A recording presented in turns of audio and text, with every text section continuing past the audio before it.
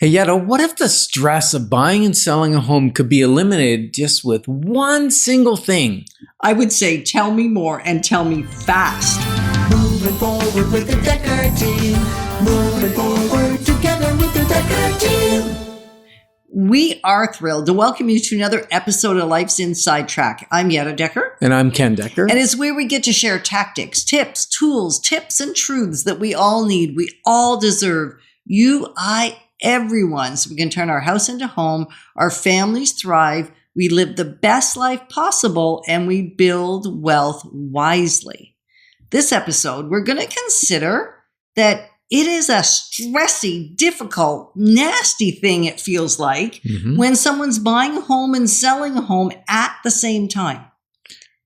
Yeah, it's how do you navigate that? You know, do I buy first? Do I sell first? If I sell first, I may have nowhere to live. Right. If I buy first, I may have two homes. Can I afford it?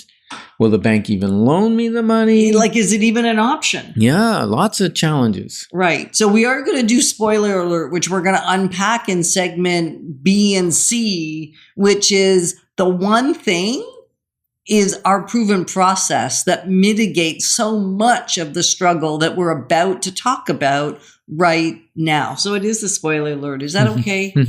That's good. Because I don't want you sitting on the edge of your seat going, this is painful. Because it's painful. The process is painful. Can be painful.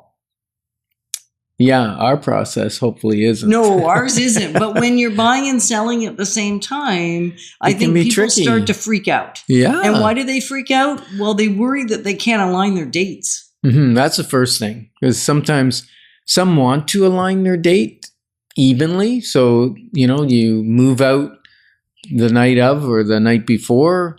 The next day you get your keys. The movers move all your stuff.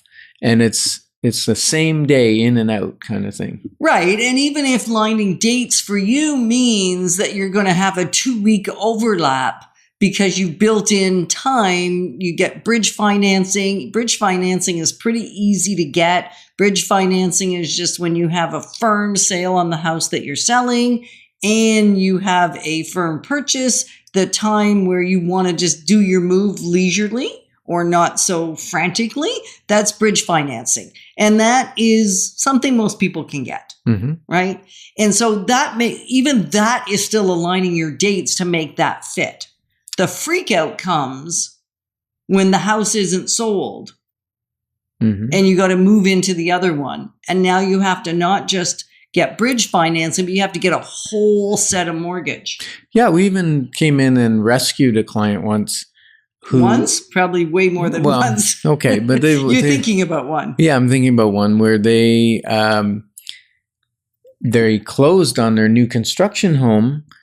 Their resale home hadn't sold yet, and they didn't know whether to move into the new house, sell the old one vacant, or stay in the old house, leave the new one vacant while they were still selling. And that whole process we guided them through, which worked really well. It really did. And they had bought that new construction house without us like 2 years earlier. And so that is one of the problems sometimes. If you're looking at new construction, you're caught in a predicament where unless you're going to sell your house and move into a rental, right? That can happen. Yeah, so it's nasty. Well, and a lot of buyers say to me, well, can't we just put in a condition for the sale of a home? And yeah, you can, but most sellers don't want it. It's kind of like, show me the money. They say, bring me a cash offer. Now, cash offer doesn't mean you have a suitcase of hundreds, right? And you're paying them cash. What it means is it's typically only conditional on a couple things like home inspection, finance, or that kind of thing, right? Not the sale of a home. Right. And so if you're sitting here going, well, do I buy first? Do I sell first? How do I do this? Or do I keep the one I have? So really the thing we hear all the time is the level of confusion that exists. Because when you've only ever bought a house when you were renting, it's a totally different conversation. It's quite simple. Yeah, you give your 2 months notice as long as you're not in a contract, like a lease. Right. Or you move out at the end of your lease and you line up your closing date with the end of the lease. That's pretty simple, straightforward. So the first time somebody finds themselves in a scenario where they want that house, or they just know it's time to relocate, whether it's for a job, whether it's for schools, whether it's because family situation has changed, whether they need more space, less space in a different place. It really, the reason for moving isn't what creates the stress, even though that's stressy all above itself. What really creates the stress is just not knowing what to do first. It's the emotional turmoil. Have you ever felt that emotional turmoil?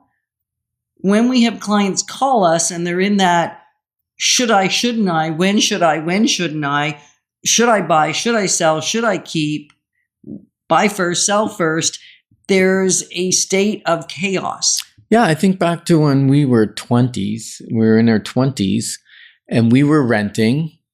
And for whatever reason, we signed another year lease at the end of our 1 year for ignorance, whatever. We didn't know. We signed another year's lease. Rather than month to month. Right. And then when we purchased a property on the Quebec side for our first little house, townhouse. And that agent never asked us about our current living situation. And so we ended up having to pay some extra money. I don't know if you remember that. Oh, I do. We had to pay an extra month's rent to break our lease. They let us out of it when we paid some extra. But that, that could have been solved by a real estate agent that had the fortitude to ask questions and consult with us rather than just sell something. Right. So I think the other thing that happens for us, and that example plus many others we could share with you, it's just not knowing what we need to know. Right. Or thinking we have the answers and the best approach and just not having the answers. Yeah. So which is a challenge. Right? We're going to invite you to connect with us. And you can do that simply by sending an email to together@dekkerteam.com and just say, hey, we'd like to connect. Also, we'd like you to put a date in your calendar of November 20th. We're not going to tell you what it's about. But if you're an entrepreneur, if you're an executive, or you are in sales, you'll want to book off November 20th for our event. All day. All day. All day. That's it.